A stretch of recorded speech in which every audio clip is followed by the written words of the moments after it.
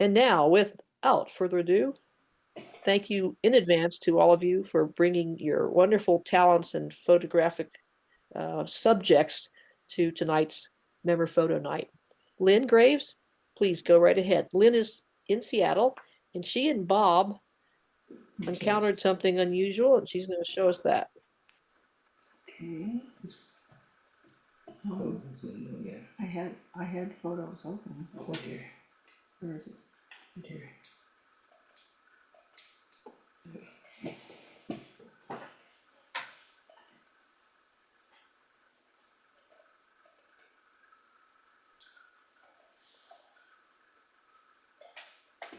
We've got you. Thank you. Can you Terrific. see my screen? And can you hear me? Can you see Yes. the picture? Well, thank you for letting us participate. Some of you may be very familiar with Point No Point, a county park at the northeast corner of the Kitsap Peninsula, just a bit north of Kingston. But in case you're not familiar, we wanted to show you this map. Admiralty Inlet meets Puget Sound at this area. It's famous for tidal currents, tide rips, upwellings, concentrations of prey fish, and which attract seabirds and gulls and marine mammals. And we were very making a trip there on a March day. Let's see. The weather was unseasonably warm. We had a fog bow on the ferry. Just wanted to show you that. And why is my Get the click. Okay, sorry. And this is another shot from overhead of Point No Point. The error, or this is an old map, and this parking area is not open right now because of flood damage to the road. So if you were to go there, you might be dismayed by that. But there's parking available at an overflow area and a boat ramp parking lot if you have a Discover Pass.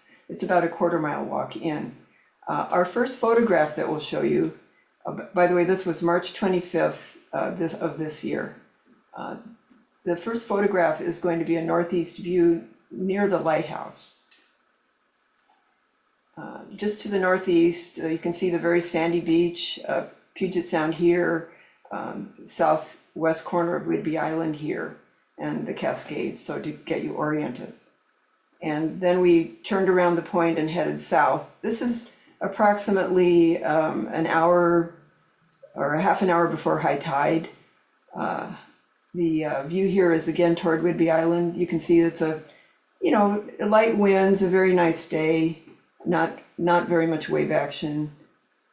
And we were looking for, one of the things we wanted to find, we're hoping to find the flocks of Bonaparte's gulls that frequent the area and often hang out offshore over deep water and do a lot of feeding in the deeper waters, sometimes with other birds and gulls. And we did locate this flock. It was about roughly 500 birds. That's an undercount. And this is an overview of the area, just to show you where some of our photographs were taken and where we will be. As we were walking south along this east side of Point No Point, along the sandy beach. That last photograph is probably taken right about here. I want you to take note of this large rock that's offshore here.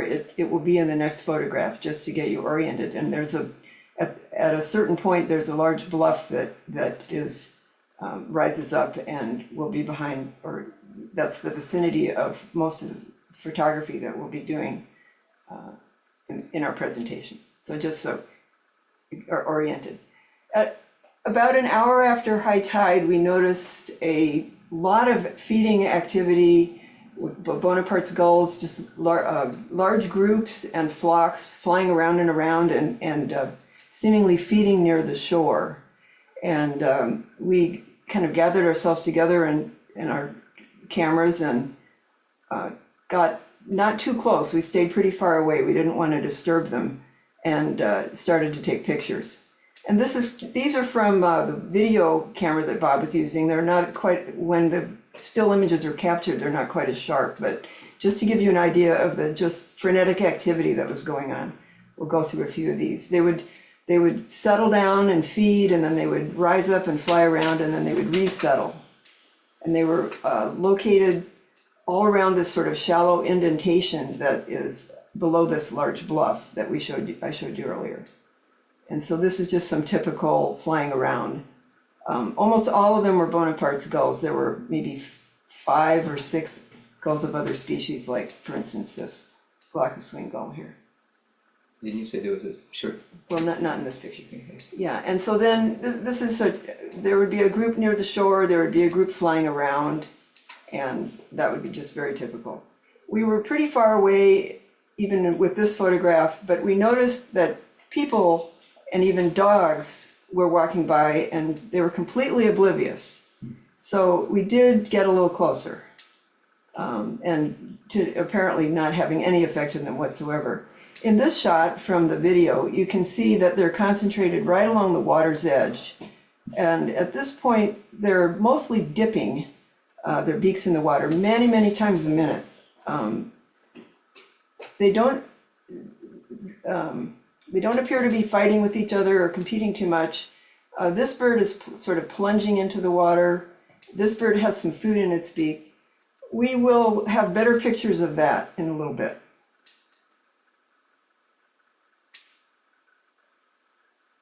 These birds are plunging headfirst into digging into the sand to find food.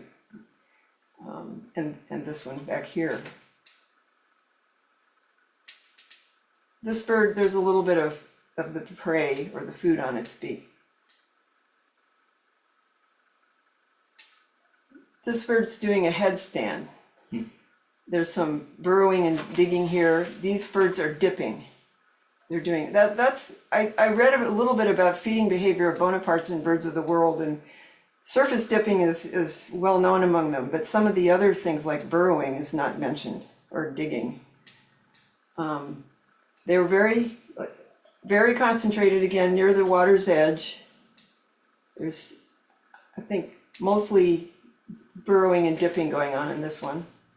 You can see some of them are coming into their summer plumage. There's a little bit of prey right here in the beak. Now take a look at this bird right here. We're going to enlarge it. And here's what they're eating. This little creature. It's Two little eyes. oh yeah, you can see the little eyes. And here they are on the beach, just millions or maybe billions of them. That kind of pink color. Yeah, we'll have better pictures of those. This is a picture of the kind of mass of them on the beach that we photographed after it was over. And they're about 1.2 to 2 centimeters. And we thought they were mysids or mysid shrimp, not a true shrimp. And we've gotten confirmation from Dennis that that's what they are. They're known to live in the sand at the surf zone. Here are some on my hand. You can see the little eyes. And then this is typical after the no, not after. Just we'll show you a quick sequence here of just the flying around and the resettling. I see I'm starting to get short of time.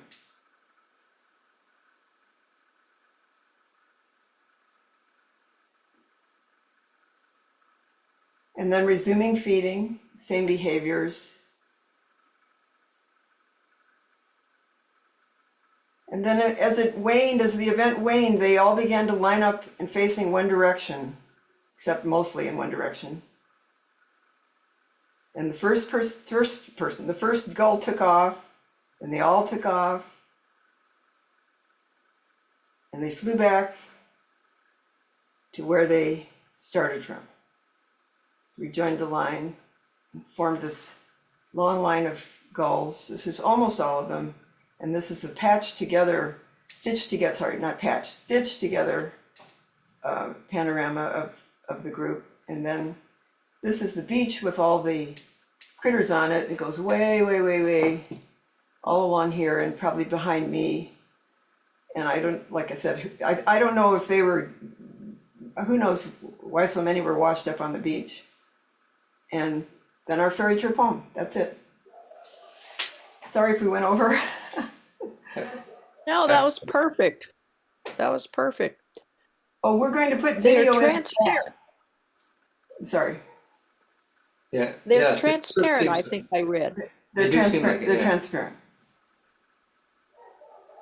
We will put. Does anyone have any knowledge of these invertebrates, or does anyone have a question?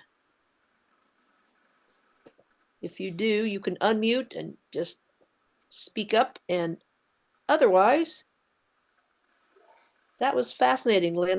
And Bob, I can't wait to read more about mysids. Oh, Yeah. thank you. Okay, Oh, Andrew, Thomas. Andrew, you gotta change it too. I wanted to. We will They can- we will put a couple of links in the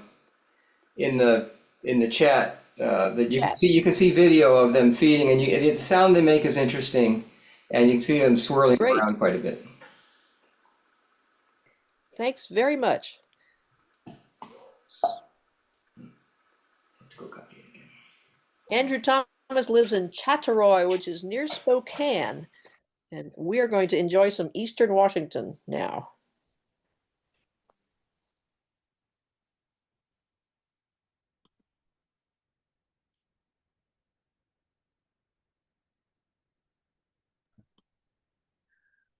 Can you guys see and hear me? All good? All good? We can hear you. Your presentation is about to go, I hope, into slide. There you go. Yeah, I was just curious if you could see and hear me as the presenter. Oh, there we go. Yes, thank you.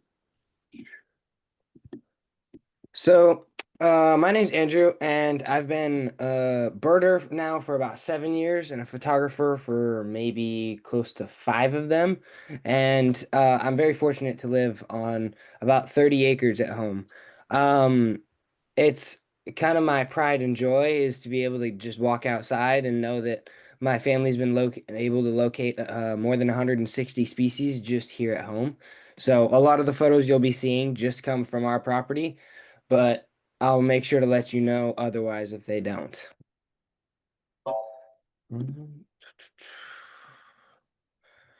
So this was a Nashville warbler that was kind of it was one of the first species that was kind of vibrant at our place. It was super cool because you don't expect many birds that are really good at hiding to be bright yellow. But yeah, pretty cool species. Super fortunate to be able to say we were able to find a saw-whet owl. And if you notice, just down and to the left, right at the base of the tree, you can see he actually stashes a mouse that he had caught earlier and partly eaten. And in this next photo, you'll be able to see he's again partly eaten a little more and he's about ready to head off right into the evening with his well-deserved dinner. So it's been super cool, super cool. This is a white-breasted nuthatch that we were buddy of mine and I were fortunate to find in one of the burns that happened about 10 miles north of my house, which was actually probably closer to 5, which was a little scary, but it brought in some very cool species. I know I'm pretty sure we get a lot more Barrow's goldeneye on this side of the state, but in concentration comparison to common goldeneye. But super, super cool to be able to get those guys around here. And then northern flickers obviously tear up the suet around our place, so it's been pretty sweet. I wish I had the story to tell like the previous presenters, but mine's just a bunch of cool photos instead. This is a golden crown sparrow that my dad and I were able to find on our Spokane County Big Day last year, and it was very cool because this was not a species we anticipated finding. We were fortunate because we were able to break the standing record held by Michael Woodruff, which is one of the greatest birders here in Eastern Washington and a top one for the state for sure. but we were able to break his record by one species on that day. So again, super fortunate. Yellow-headed blackbird, obviously a great species. Super cool shot. Just they were on a fence catching bugs, putting on a show for my dad and I to find. This was a female dark-eyed junco that came into the yard two-ish weeks ago to look for some food. This was right at about 5 in the morning as the sun was shining up behind it. And then in this red-winged blackbird shot, I'm not sure, it might be a little hard to tell, but you can kind of see the breath coming out of his mouth a little bit as he was displaying or attempting to display as it's a young male instead of a mature adult male.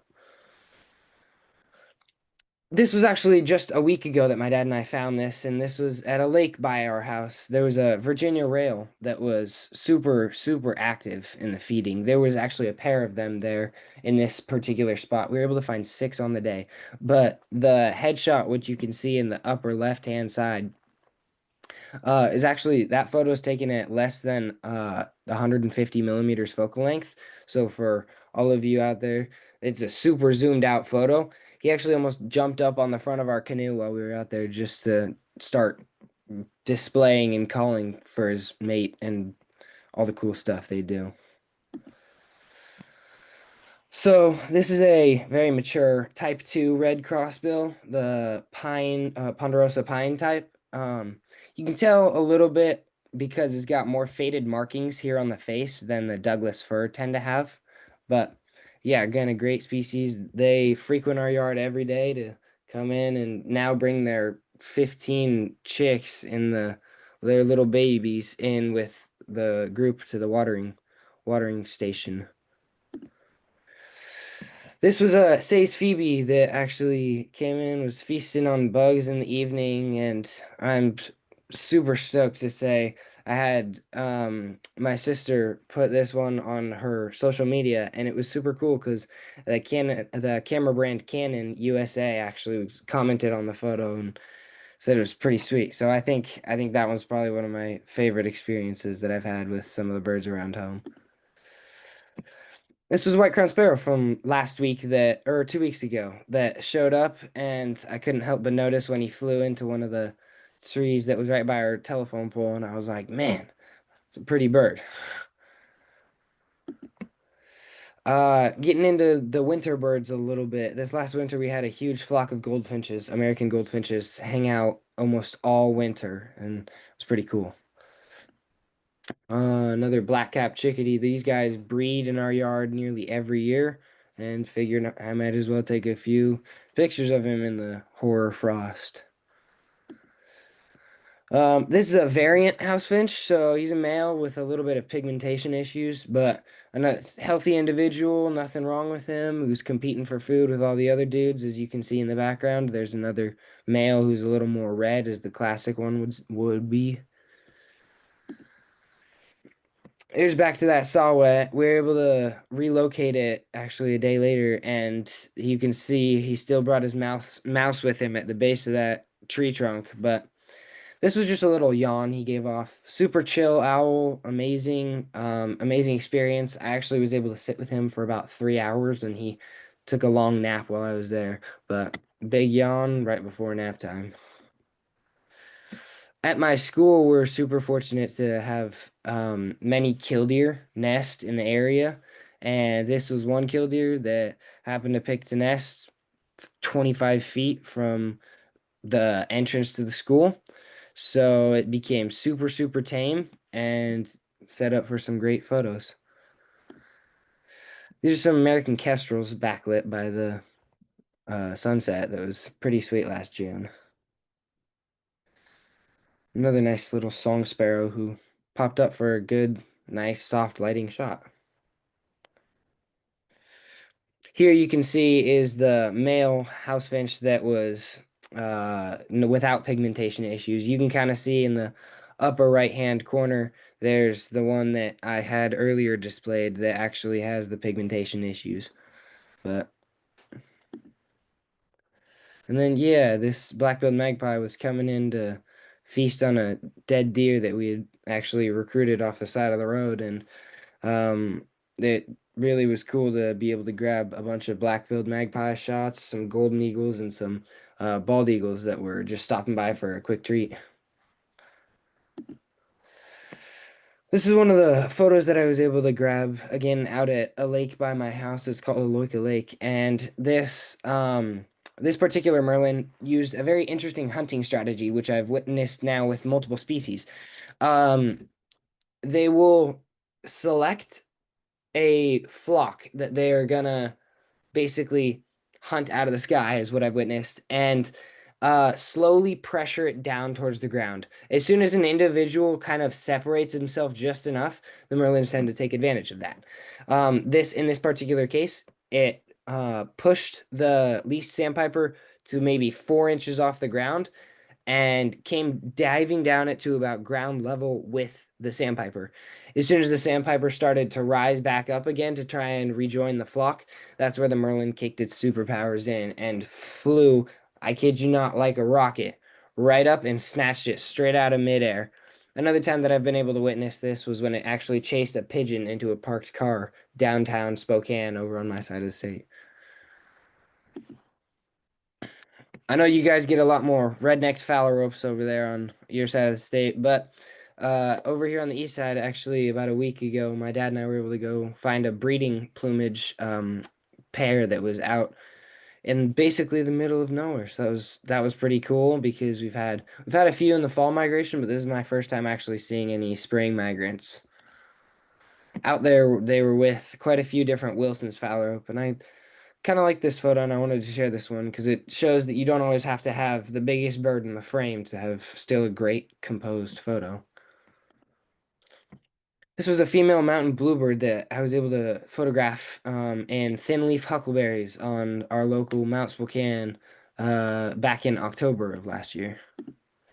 And here's the male western bluebird that occupies the box on the corner of our driveway. Here's a western sandpiper that was again at the local lake that was around our place. An orange-crowned warbler, specifically I think it's pronounced lutescens subspecies, which is a rare one, again, for the east side of the state. But this was a pretty cool find as it was checking me out around our place. Here's a western screech owl that was actually the first species that my dad and I got on our big day last year on May 27th in attempts to break the record. Super fortunate to get a breeding pair of trumpeter swans out in Turnbull National Wildlife Refuge here over on the east side of the state. Again, greater white-fronted goose. That was it. That was I could not tell you. It was somewhere around here. I think it was near Saltese Flats, actually. That's a great birding spot for the east side if you ever come over. There's a black-headed grosbeak just hanging out, headed right down for the food. Canada goose in October flying in front of some dying cattails made for a nice shot. We were able to get the first confirmed breeding record for Spokane County actually last year with a Canada J pair that bred roughly 1 mile from our house. It was super cool because my dad had never actually found one before, never seen one here in Spokane County, and we were able to find it just on a walk. And then we were able to monitor somewhat the pair, and sure enough, a month later, they showed up with a youngster. Displaying male junco in the middle of May. Young great horned owl was fledged last year and actually was super good at gliding, but not great at flying. So this was a young rufous hummingbird, kind of strutting his stuff, displaying, and here he was just stretching, but he was an aggressive one, showing everybody who was boss around the feeders. It's an American dipper that was at a local golf course, actually, hanging out around right where a creek actually met the lake, and super cool because there's not many areas in Spokane that were able to get super like close to eye level photo level, and this was a great spot because it was a little out of place per se. Again, in that burn that I was talking about earlier, just north of us, was the black-backed woodpeckers. It was really interesting to watch them move in because about 2 months after the burn was when the first one showed up, and then about 5 or 6 months was when it peaked, and you could find probably 10 or 15 black-backed woodpeckers in that little burn area. Here's a western bluebird that was hanging out on the fence post right by its nesting box. And then out at Sprague Lake, if any of you are familiar with that, there was a pair of common nighthawks that one of my buddies and I were able to locate, both a female and a male, as this one's the male. But we weren't quite able to find the nest scrape. There's a violet green swallow, which also nests right by our place. I don't know how many of you guys were able to pack up and just go find it, but there was a winter wren actually last year in Grant County, and it was super cool to be able to go out there and hear, find, see all the stuff with this guy. He was foraging around like nobody cared. Here's the bald eagle that I was kind of talking about earlier with the magpies showing up, where they were super cool, kind of hung out for 2 or 3 days before they actually made the commitment to head down and take a bite. Some American coots were kind of getting a little territorial, defensive over some nesting habitat at a local lake. This one was kind of cool. It was a few days after the solar eclipse, which unfortunately I missed last year, and I decided to make my own little eclipse out of this. Here's a quick wide-billed grebe that was Thank you, Andrew. Just pick out your last couple best photos for us, all right? last Yep. few. Yeah, Very thanks good. for giving me a little timed update. I might as well scroll down here and show what I got from the pelagic and abroad really quick. So I was able to go on a pelagic trip last year, and it was super cool. First time ever. Just wanted to share some photos that I was able to get off that. And then away from home, my family actually traveled to the Philippines also last year, and it was super cool to be able to get down there and experience all these new species that were foreign sounds and foreign sights. So super cool. Thank you guys for your time. Clap, clap, clap, clap. Andrew, that was fantastic. One word, composed. Thank you. This is the drawback we have to live with about not having in-person meetings. You can't see all these faces going, oh, that was wonderful. Thank you. Thanks Thank very you. much. All right, Qinglin, please, when you're ready.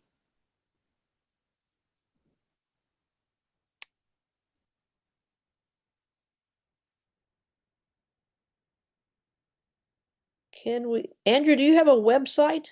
Maybe you can put it in the chat. Thanks, Qinglin.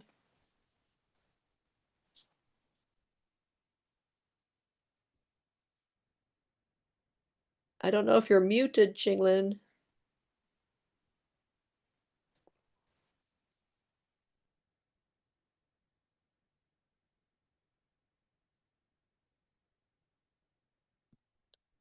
So can you hear me Qinglin? now? Yes, we hear you right now. Thank you. Can you see? Yes, perfect. Okay. Thank you today for sharing the trip with me. I went to Costa Rica and Panama early last year. In this crazy world, I wanted to find some place that still calm, that brought me happiness and hope.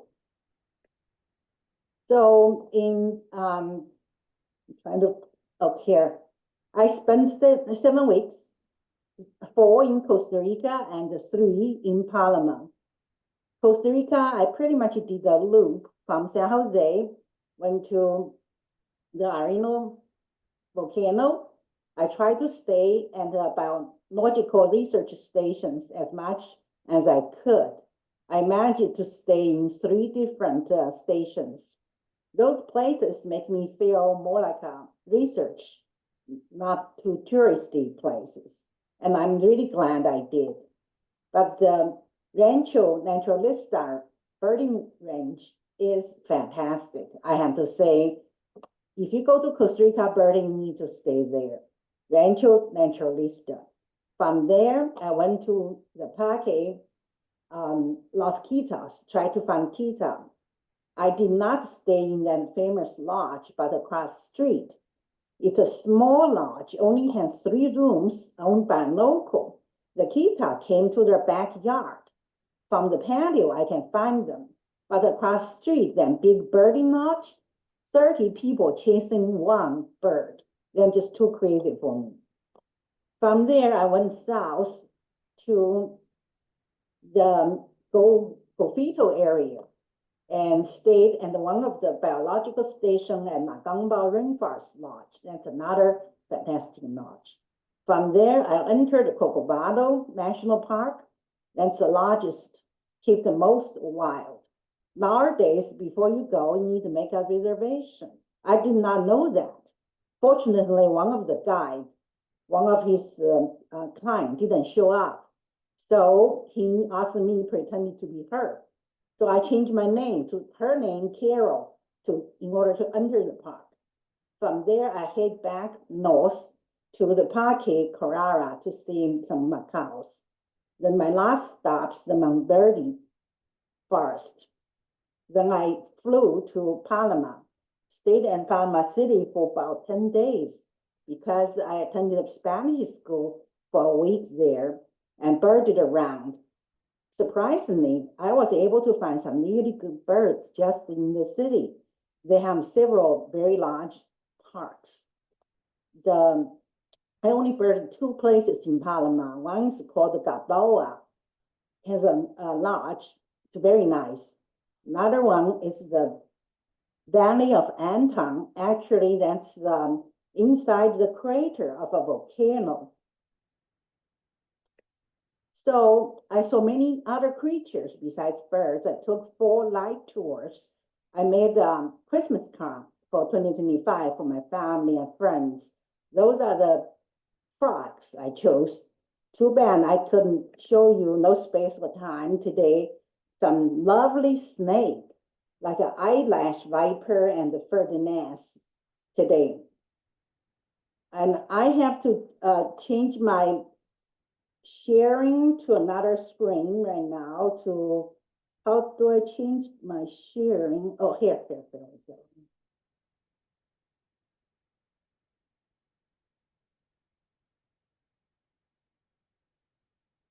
That's not it. Trying to change my sharing of different screens. Why am I showing up here? How strange.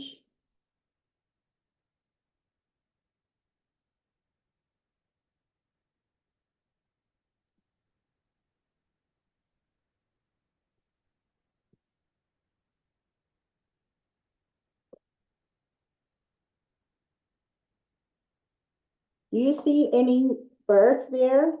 No, we see your desktop and your nice text. You still have PowerPoint open. Maybe you can simply go up and, oh, you're using Shutterfly? Now you see the shutterfly? We just saw your cover. We did see your cover for a second.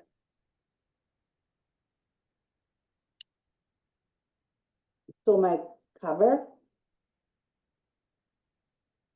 What happened here? Why it disappeared? Second, there's loading. When we practiced, everything went smooth. I'm sorry, Qinglin, I couldn't hear you. If you want a little time, we can let Breck go ahead and then you can come back in unless you're there. Okay, I think I'm there. Can you see now? Okay. We Can see you the see? calendar. We see the Yeah. front of the calendar. And other photos I made a calendar. So the cover is from the rainforest. It's very difficult to bird in this kind of environment. For me, the visibility is poor and birds stay way up.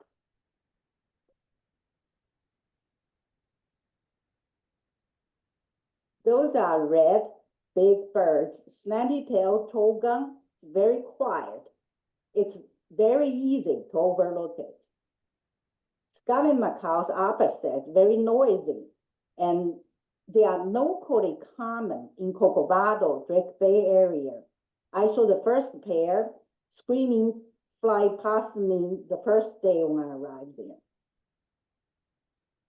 The common puttu is not common to find because they camouflage so well. The mama stay and the darker colored branch, the baby left with a very light branch to blend in.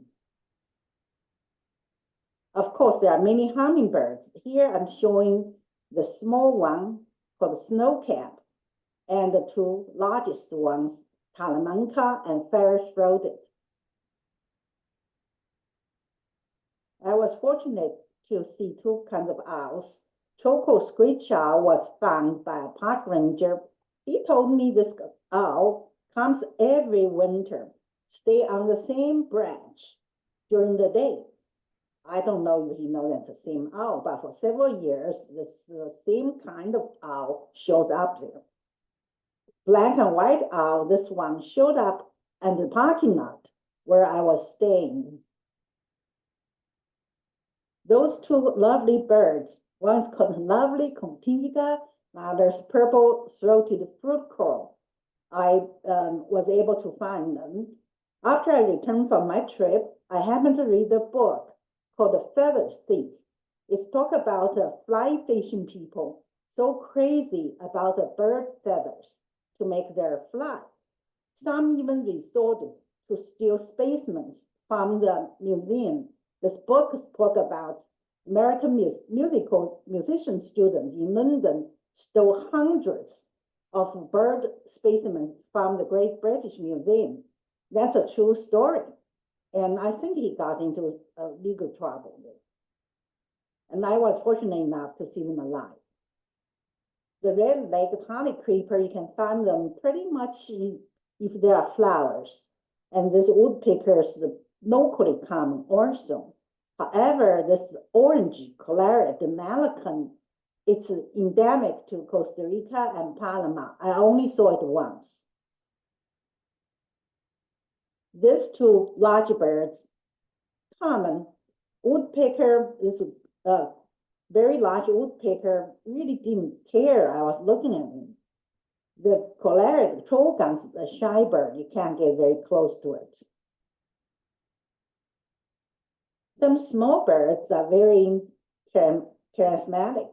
This yellow-faced grosbeak, he came actually to look at me. The tiny cap, the Euphonia, usually they stay way up in the trees. This one happened to passing by and at the eye level. The smallest toucan, the green emerald toucanet, it's very difficult to find. They camouflage so well. There are many kinds of tanagers. Those two are the easiest and commonest, most common tanagers. You can find them pretty much everywhere. The smallest mudmut, it's locally common. I saw it twice. I noticed that this worming beak, the tropical worm, is colorful. Also, the tropical kingbirds everywhere. Those two are not difficult to find. Those particular two I found at a private reserve. This private reserve I just happened to find. The owner is a very interesting guy. He's an Austrian, used to be the stage designer and manager in Vienna. Went to New York, owned a theater, then eventually sold everything, wanted to devote everything to conservation. So he went to Costa Rica, bought a piece of land, started to build a reservation. It's a wonderful, beautiful, one of the best places I saw Costa Rica. If you want to go there, you have to contact me offline. He has even one guest bedroom people can stay. Those other two are very small hummingbirds called Rufous crested. It's just crazy looking. And there's a black crested. However, I could not find the male. I never saw the male. Thank you very much. This is the end. Ending my Qinglin, that was terrific, Qinglin. You always go such interesting spots, and your photography is great.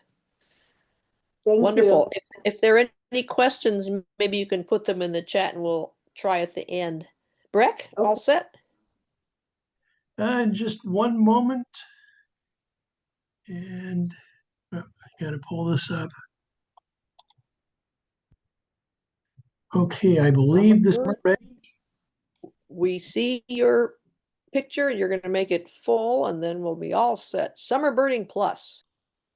Yes, last summer, my daughter secured an internship with the Johns Hopkins Applied Physics Lab in Maryland. To cut the story short, she needed a vehicle to get around, so that made for 2 trips across the country. Part of the deal was if I'm going to do all that driving, I get to stop and do a little birding. On the way over in June, I took the green route shown on the map.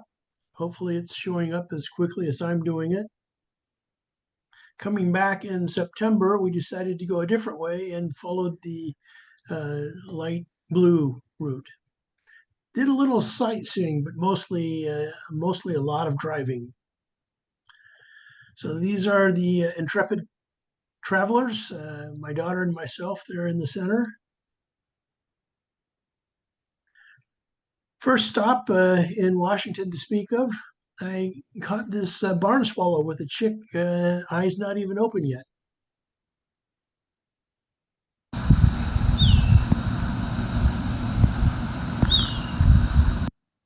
Hopefully the sound came through. It did. Very good, very good. Over in Montana, I found a gray partridge. Didn't know that they were around, but apparently introduced into North America in the 1900s.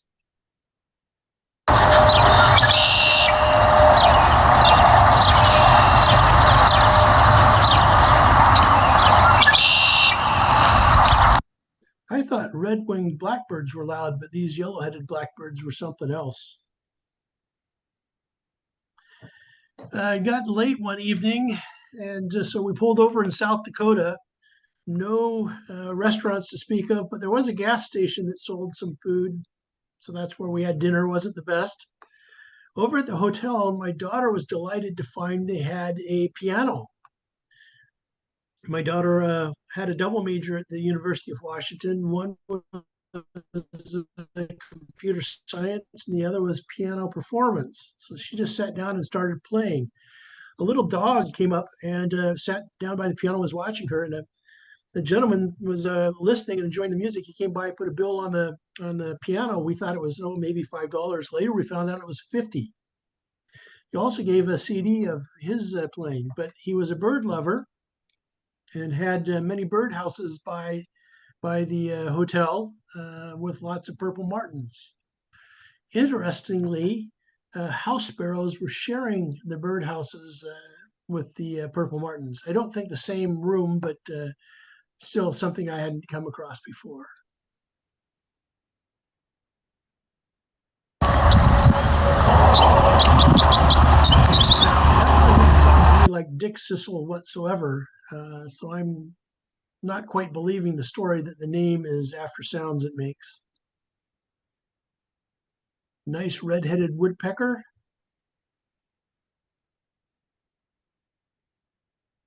The J.C. Hormel Nature Center in Minnesota was a really nice place to visit. I could see going back there time and time again. If you're in the neighborhood, that might be a place to go visit. Merrily swinging on briar and weed, near to the nest of his little dame, over the mountainside or mead, Robert of Lincoln is telling his name. Bobolink, bobolink. Only got a distant view, but I was glad to find it.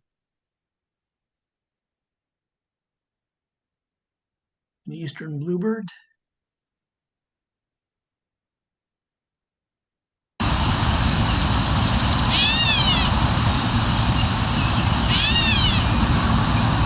Birds also sing a lot, but I thought this might be the call that people think sounds like a cat.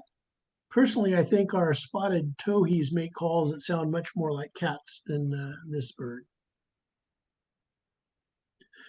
Out by this forest preserve, a wild turkey walked out of the woods and came up against the fence here, and I managed to photograph it. We'd actually gone into Indiana to have lunch and just stopped over the border. I was checking eBird and found out about this nature preserve back in Illinois. So we went back a few miles and found this family of mute swans. Now this one, the white-breasted nuthatch was nice, but this park turned out to be surprisingly nice for birding. A bunch of orioles, male orchard oriole, female orchard oriole.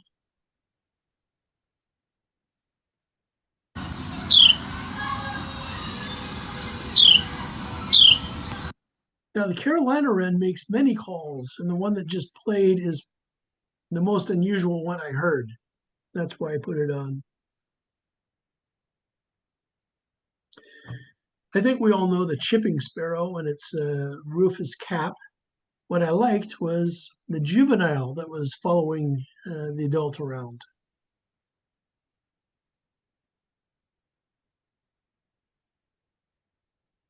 Then before flying back home, I stayed overnight at a hotel by the airport, had an hour or so to go birding just outside the hotel, found a few good birds.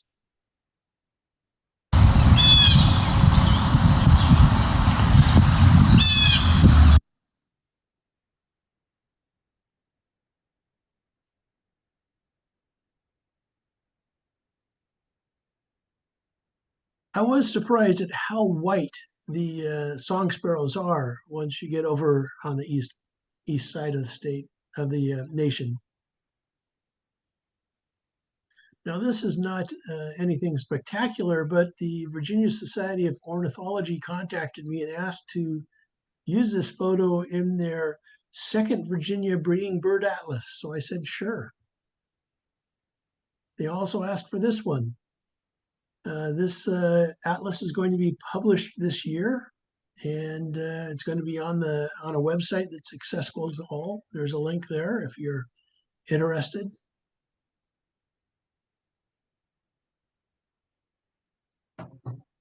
Now, this is on the way back. Stopped at this small park in Ohio. This red-bellied woodpecker was going after these, I think, developing acorns. It would pull them off the tree and then drop them. I thought this was a nice find, the Cape May warbler. It was one of my favorite birds at a rest stop. This one looks a lot like the previous one, but this is a blackpoll warbler, not the common breeding plumage you normally see in the books, but it is nevertheless a blackpoll warbler. The Crystal Lake Park was a really nice place for birding, lots of warblers. Black and white warbler. Not unusual here, Canada geese. You look at this and you wonder, did we really get the name right? Great blue heron?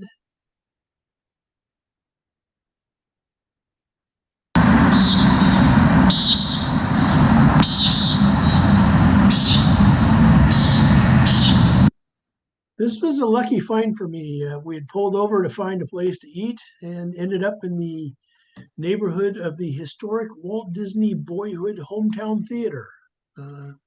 Coming out after dinner, these common nighthawks were flying overhead along with some swallows and making their calls. We decided to just nick the corner of Kansas so we could say we were there. Not many birds, but did see this turkey vulture. Also decided just to cross through Colorado so we could say we were there. I got this eastern kingbird up close. in Wyoming, we found a Swainson's hawk.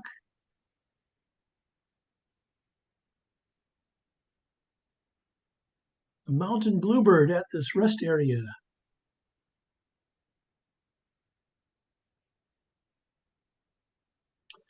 And we only have a little bit of time, but if I had more time, I would tell you about some of my other trips. So what I did was just very quickly put in a few slides. Mostly in Turkey. I was in Istanbul, not for birding, but I did get to do a little birding and saw some interesting species. Headed over to Greece for a week or two and had some spare time to go birding. Thought the pygmy cormorant was particularly interesting. The chukar was new for me.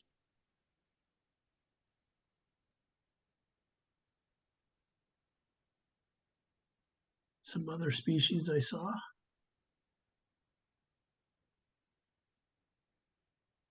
I liked the crested lark running around hunting.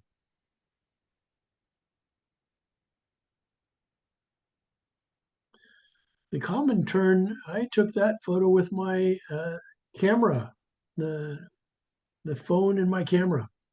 I was surprised it turned out. The little egret was also taken with my cell phone.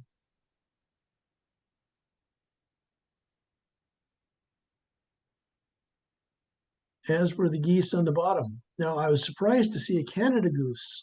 I'm not sure what it was doing in Greece, but there it was. I think the domestic mallard may have been someone's pet. I don't know if its wings were clipped. I couldn't quite tell. Also did a pelagic trip and saw a number of species you only see out at sea. So in addition to the pelagic trip, I did find a couple of good birds here. The red-footed booby over at Port Townsend and the American bittern, my first sighting. So Breck, we're that's at what I 12. have. Oh, perfect. Well, Breck, you always do such a fine job, and we so appreciate all the work you put into labeling and so on. It really helps anyone at any level to appreciate what you've seen. And you get prize for the most creative bird trip in the US. Thank you. Excellent. All right, Marcus, when you're ready, please. Thank you.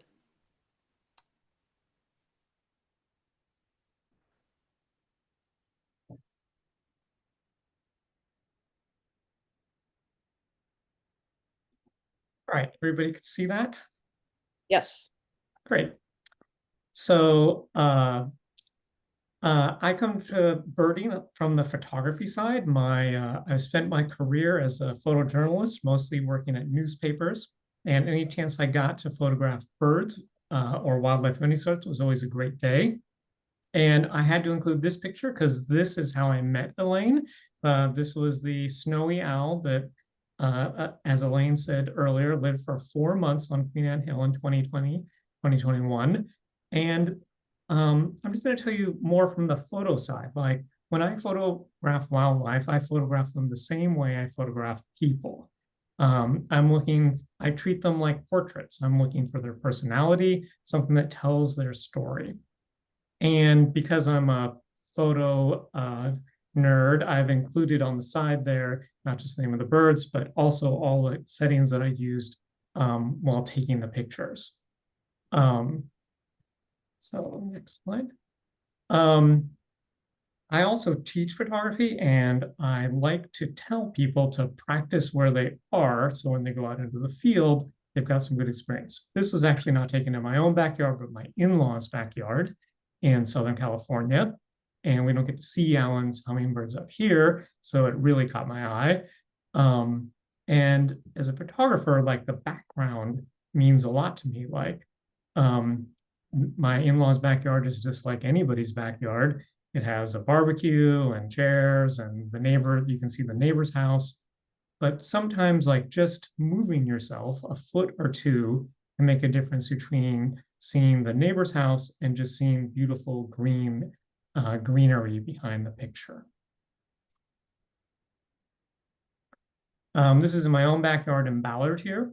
One of the things I like to do in the sort of winter/spring when we don't have bugs is take the window screen out of our second story window so that I can look straight out into the yard like a bird blind at the birds that are in our trees all the time.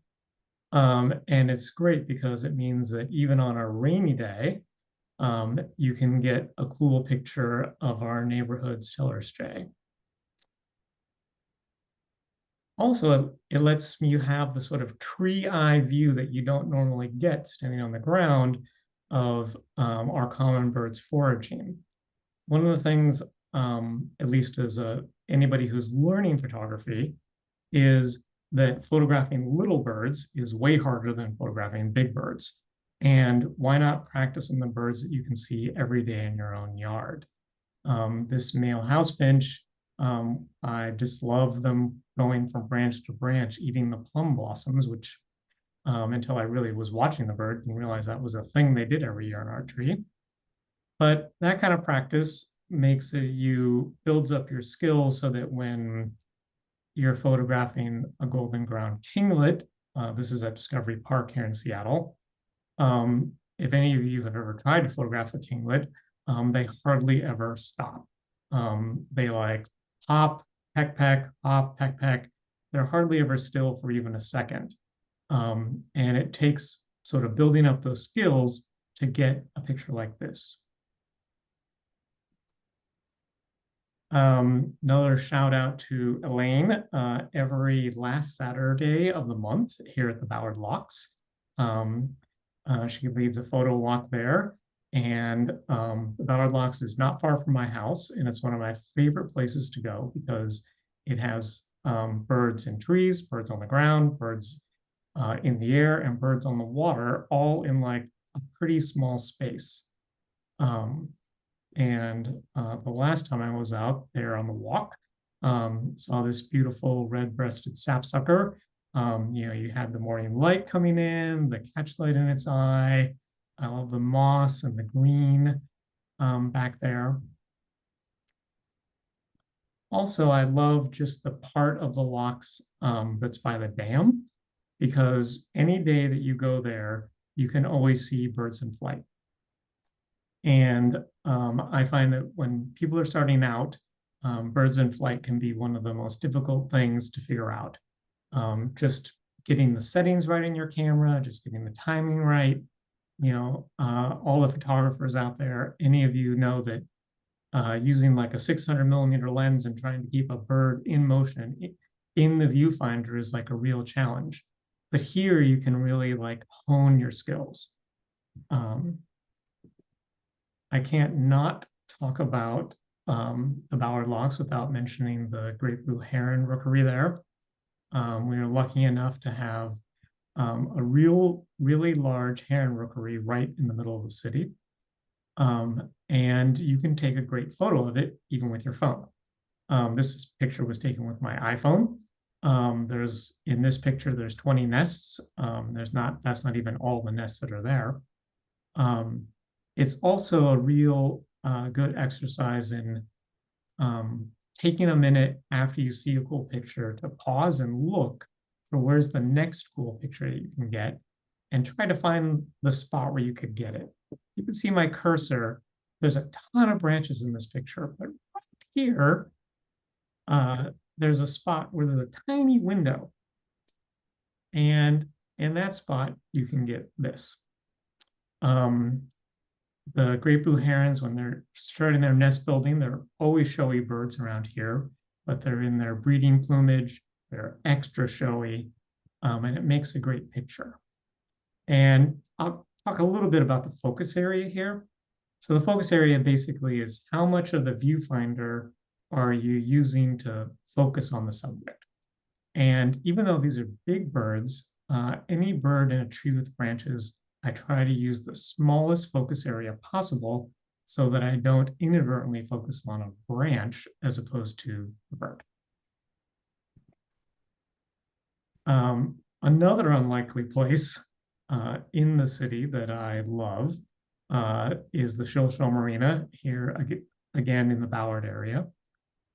Because as you can see on the map there at number 1, there's a public walking pier that lets you walk out a little bit into the water, and that you can see the breakwater there, and you can see the open water to the left. And then surprisingly, there's actually quite a bit of bird activity in and amongst the sailboats.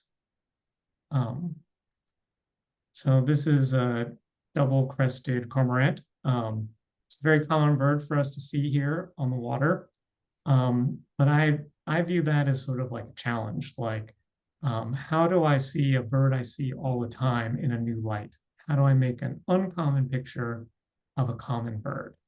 And this is very much like sports photography. Sports photography, you're looking for that peak action that tells you something about the subject, that maybe shows some grace that you don't see otherwise, except in that split second that you capture in photography. And as they come into the landing, it's really cool. And mostly why they're doing this, they have a lot of takeoffs and landing, is because it's a great place for them to feed. And anytime I can get a bird feeding, I view that as like a good day. Likewise, there's always belted kingfishers there. And this one decided to take its lunch break on the railing of one of the sailboats. I love the little flip dance they do with the fish. They turn it and turn it and turn it until they can swallow it the way they want. And it makes for some very cool photos. And all that practicing here in the city, in the backyard, in the city parks, lets you get to the point where when you're out in the field, you can get a great picture like this at the Samish Flats. Or last year I went on out here in Edmonds, Puget Sound Express, which is a whale watching company. They do Tuesday bird watching tours that go out to where the puffins are off Smith Island and Protection Island. And it's a really great tour. I love going. And this day it was really foggy. It was foggy as we approached the islands, and we're like, are we going to see any birds at all? And the boat stopped. It was nothing but fog, and the fog was making really cool patterns in the water. And just as the fog lifted, puffin appeared. And thanks. I'd be happy to take any questions.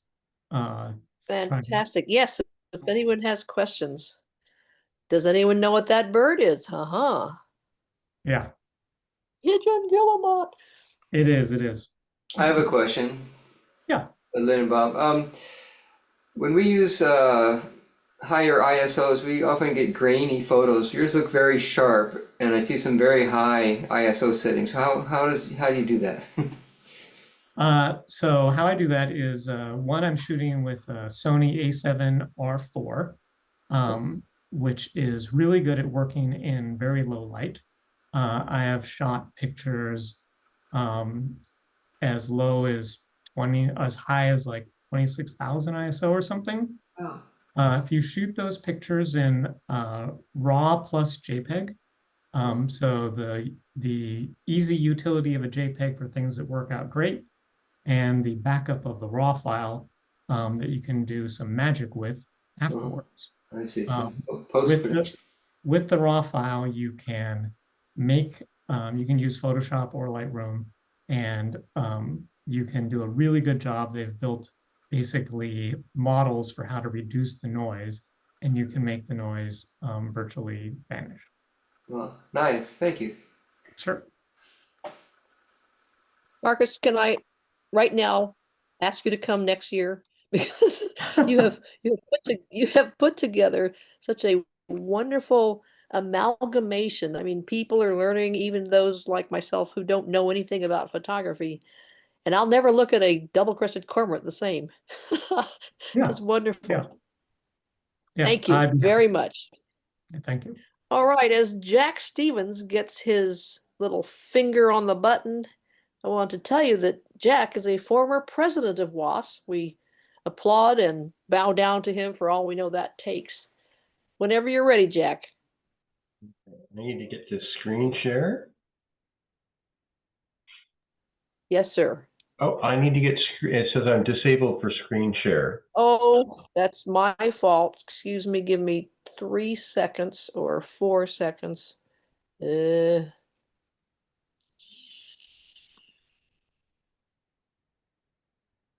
we go. Apologies. Okay. Now give it a go. No worries. Great. Does that show up? Bird in Columbia? What do you see? Yes, sir. You're there. Great. So I had the great good fortune to go to Colombia just a year ago, almost to the day.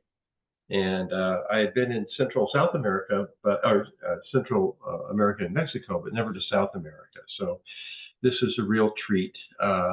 It was led by American Nature Tours. We spent 2 weeks and covered a good bit of the country. I didn't do a species count. We just missed 300 by a couple. So if I had known, I would have cheated, but I didn't. This is our route. So we started, flew into Bogota, did a little bit around the town, up into the highlands to the east, and then came back, flew up to Medellin, and then a very circuitous route back. 27 sites in all. This is a group. So we had a great guide, Manuel Estizo, who's from Colombia, myself, and my buddy, Michael Canizares from Cuba. We had a driver as well, but he took the picture, so you don't see him. I was kind of surprised by the number of things I had already seen. Now, there are about a third of them were birds that I had seen on previous travels. Green jays obviously are very common and quite widespread, so, but they're still a cool bird to see. New one for me is the flower piercers. So the hummingbirds use their little thin beaks to go into the flower, suck nectar, pollinate the flower, and leave. Flower piercers have a hooked beak like a shrike, but they use it to rip open the base of the flower, suck the nectar, fly away, don't pollinate anything, and somehow they still sleep at night. Motmots. I just love motmots. There was one of the first birds I saw when I went to Mexico. It was the turquoise-browed motmot. This is a relative, but they're colorful, they're not shy, and just for me, an iconic bird of the neotropics. We didn't see too many large toucans, but we saw several of these guys, the southern emerald toucanet, and they're sometimes a little hard to photograph because they are quite active, and it's a green bird in a green tree with lots of leaves in the way. This guy I was lucky enough to get him out on the branch.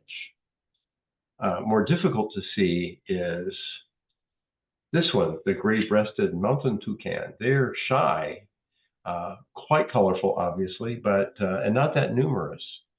So one of the lodges we visited, they bring them in with grapes, and so sort of like the kingfisher was flipping his fish around, this mountain toucan is flipping his grape around so he can scarf it down. These at the same spot, there were ruddy ground doves and gray-headed doves, and I noticed they're doing this odd thing when they would come up. They do this one-arm salute. I checked; neither one of them owns a Tesla, so I'm not sure what this was about, but it's probably some sort of threat display because they were kind of trying to get at the food at the same time. As you may know, one of the most difficult birds to see in tropics are anpitas. Anpitas are little ground birds. They act sort of more like mice.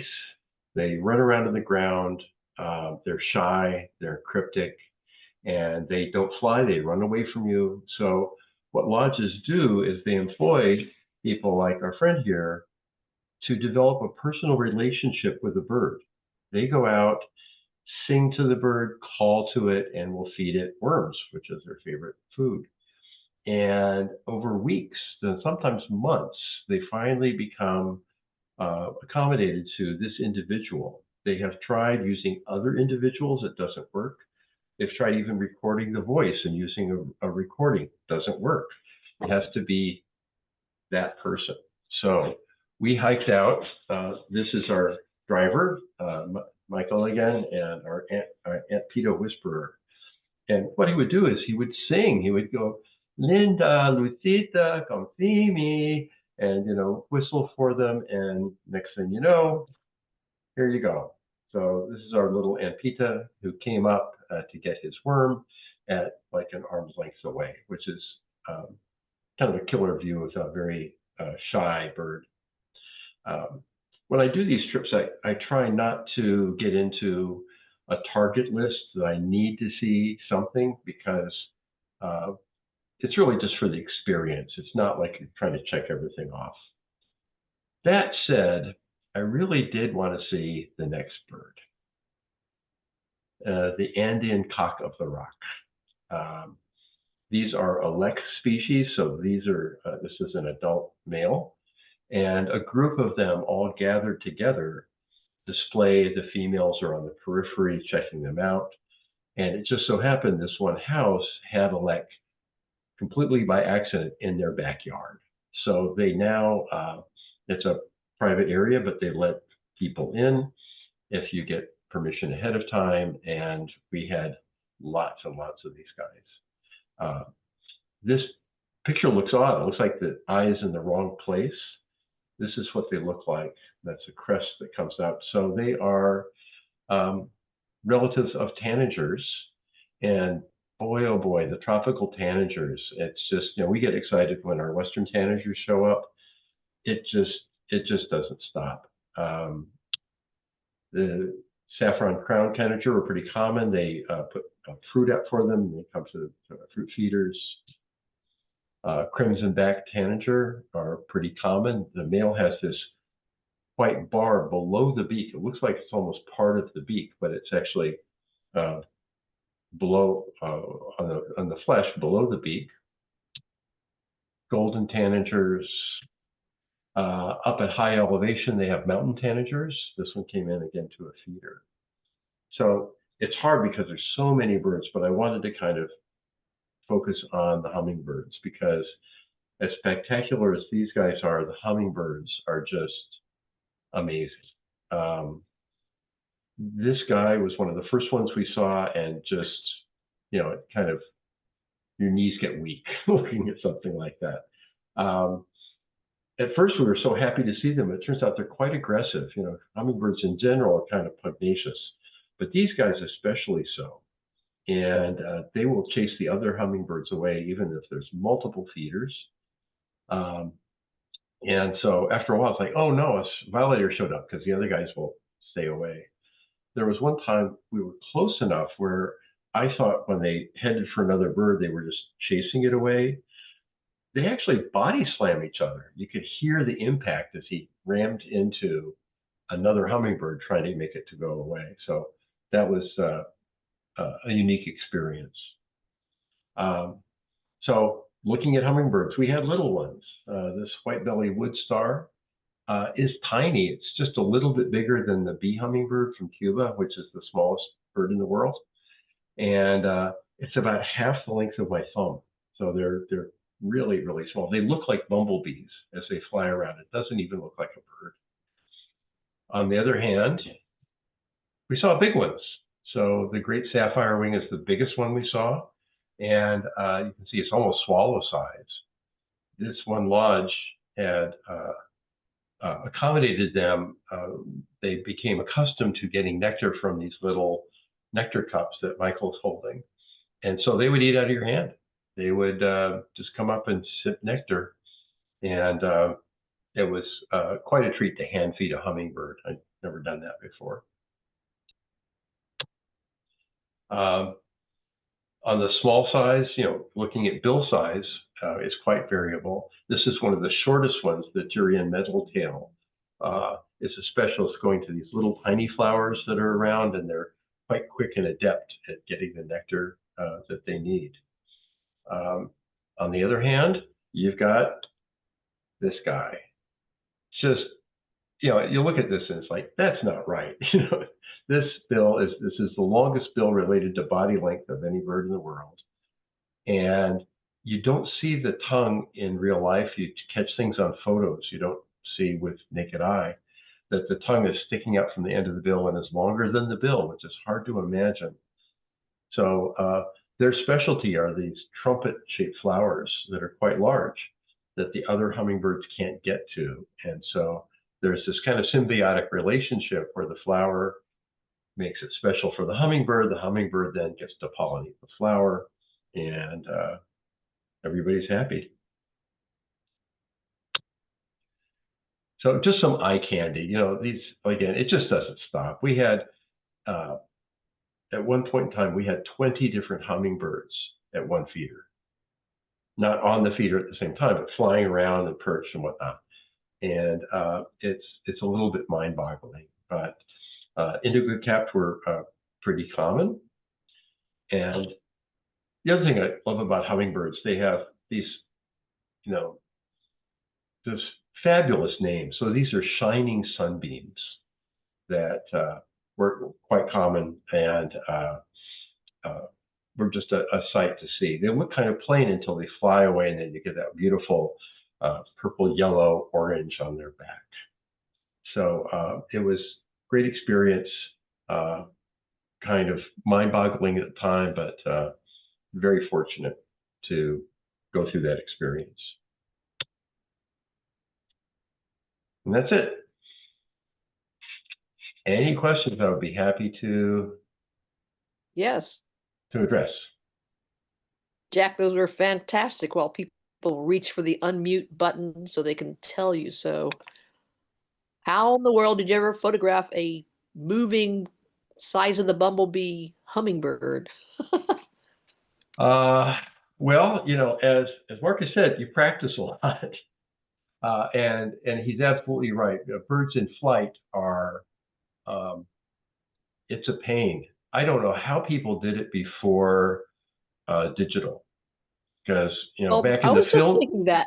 Yeah, back in the film 36. days, 36 rolls, and I took thousands of. So first of all, you take a lot of bad ones. I took thousands of photos. So you do, you have a high shutter speed and a high frame rate. So you can take like 20, 30 shots a second. And so you get blurry, blurry, blurry, blurry, good one, blurry, blurry, blurry. And then you delete the other ones. Also, you wait until they hover, so they'll feed at the feeder and then come up and hover, go back to the feeder and then come back out again. So you try to, and they'll do it repeatedly. So you try to catch them at that time. It did help that almost every, the one thing I should say, all the lodges had feeders up, and the thing I wasn't able to catch, they had one where they had this branch, a thin branch they had just nailed in the center to this post, and they had feeders at either end, and so a hummingbird would sit on this feeder, and the whole thing would go down this way, and then one would come on this side, and then the whole thing would go back up. So they had a hummingbird seesaw that was just a hoot. You'd sit there and laugh at, because these little tiny birds would come, and this thing would slowly go down, and then he'd fly off, and somebody come and he'd slowly go the other way. Sometimes it would balance. It was quite fun. Terrific. Wow. All right. I think any other. All right. All right. Thank you so much, Jack. My pleasure. And here's another. My pleasure indeed. Here's another photographer and former officer of WOS. Tom Bancroft served as secretary for longer than he wants to remember. Tom, when you're ready, we're ready to be wowed. Okay, do I need to do something to turn off the share?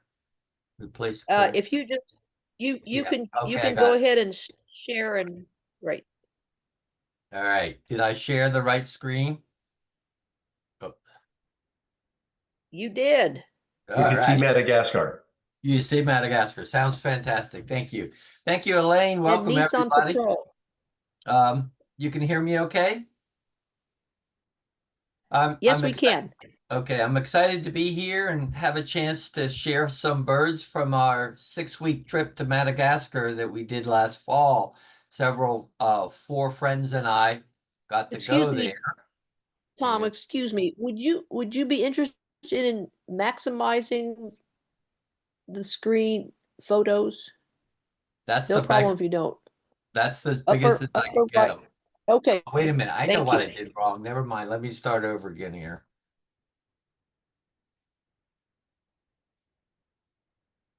Is that better? It's going to show up any second. Oh, That's pretty much the same, but excuse me, go right ahead. okay. So we went to Madagascar. Madagascar's off the east coast of Africa, and the map on the left is showing you where the pictures I'll be showing you tonight came from, and the map on the right shows our kind of flying itinerary. We did 3 trips out from the capital and then drove doing loops around. So I'm a bird biologist by training and been fascinated with bird evolution, the adaptation of birds. And so traveling allows me to see different species and families and really pay attention to how birds have adapted. This is an African stonechat. It's a member of the Musicapidae, which is the old world flycatchers.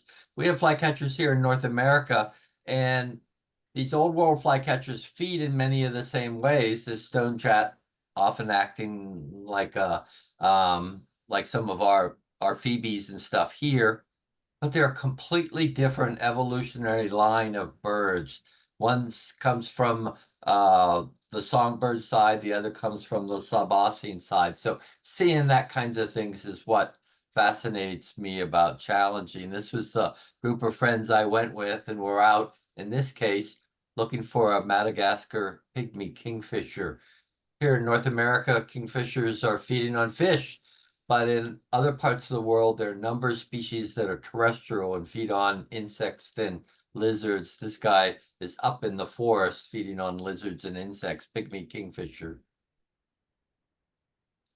One of the families there is the Vangidae, the Vangas, and they're in Africa and India and Southeast Asia, but there's a group of them that got out onto Madagascar and had same kind of evolutionary adaptation like with the with the finches in the Galapagos and the honey eaters on Hawaii. So finding some Vangas was fascinating, and where they've really adapted and changes in bill size and how they then can go about feeding. This is a rufous Vanga that was building a nest, and we got to see both the male and female working on the nest.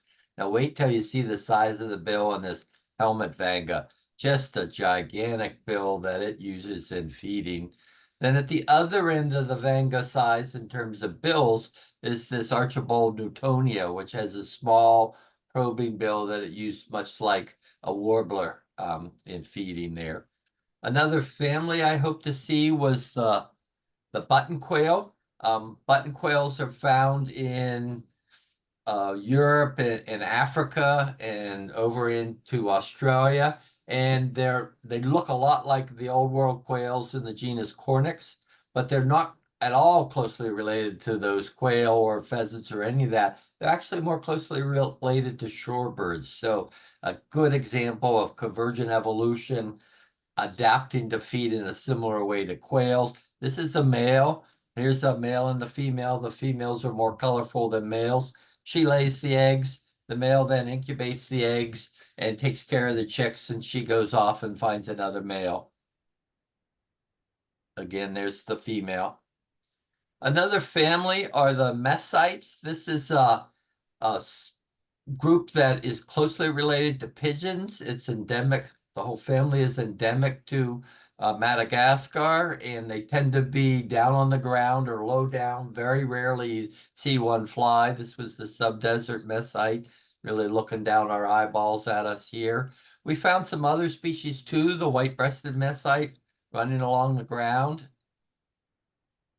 And sometimes these guys are back in the woods. This is a brown mesite, and a number of the species we found were really hard to find, as what he was talking about with the ant pittas. And you have to really go looking and just hope it's going to stick its head around that corner and get you a chance to see it.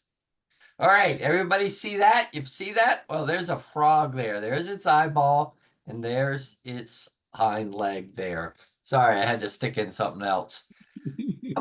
Up in the northern part of Madagascar, we got to go into this caldera. This is an old volcano in which there's water in the caldera. And we went down there and got to go out by canoe. And one of the things we were looking for was this Madagascar pochard. This bird was thought to be extinct, was rediscovered in 2006, and they were able to start a captive breeding program.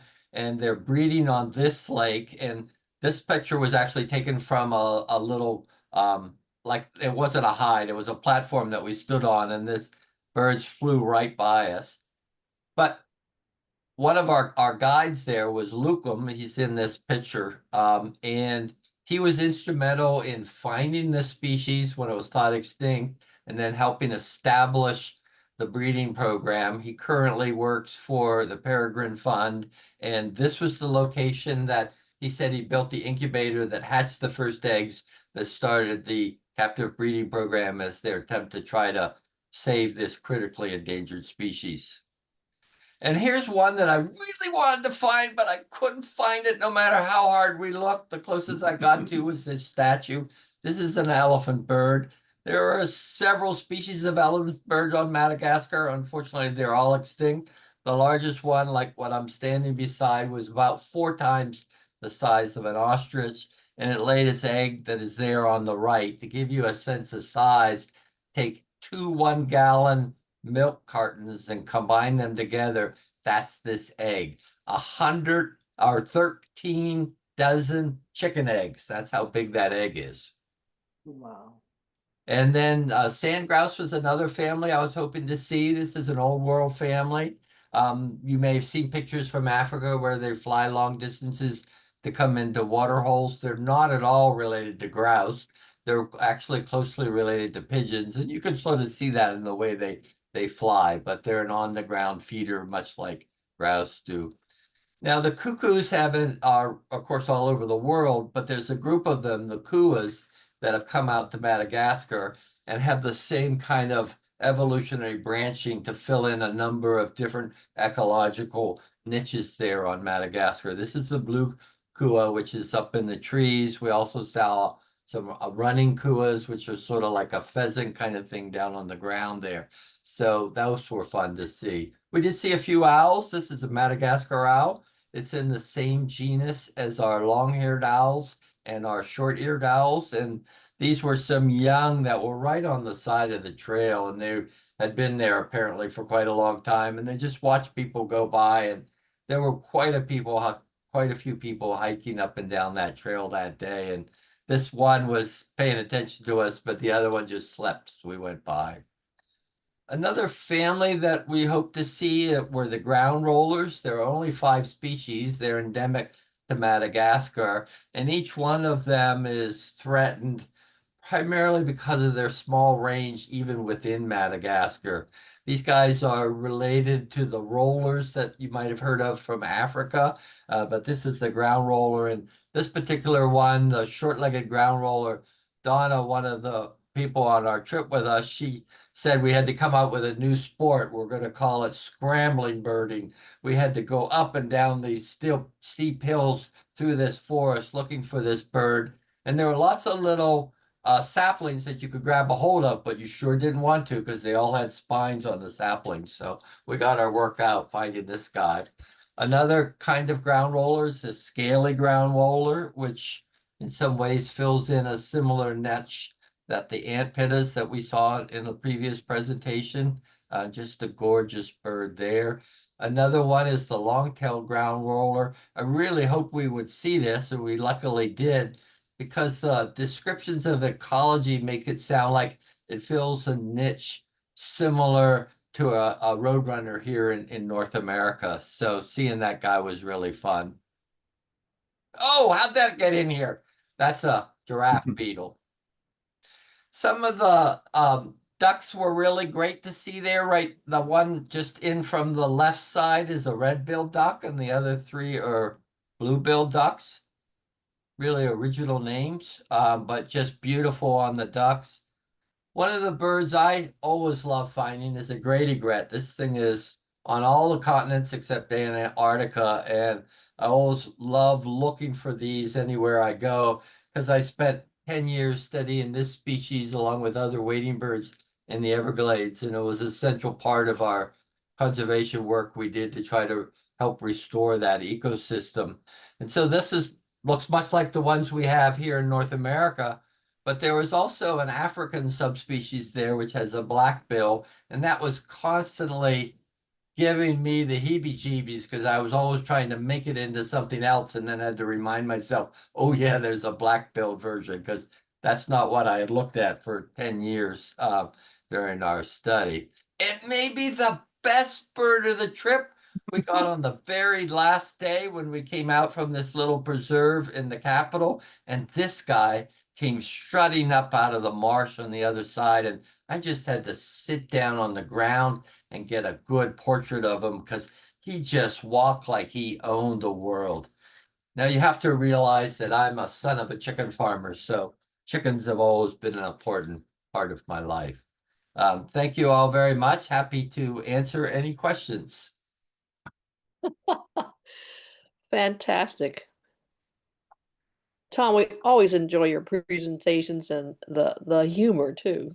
Yep. Thank you. Anyone have a question for Tom? Oh my goodness. If we were all together, we'd be standing up and applauding everyone, and so much appreciate all your hard work, everyone. This ends our season for WOS monthly meetings. We'll be back in October. Wish you all the very best of birding and everything else you do. Good night. All right, night. Thanks very much. Thank you, Elaine. Thanks, Elaine. Good night. Thanks, everyone. All the work you put in putting all the labels and everything is really appreciated. Every bit of it. Thank you, Andrew, wherever you are. The next generation.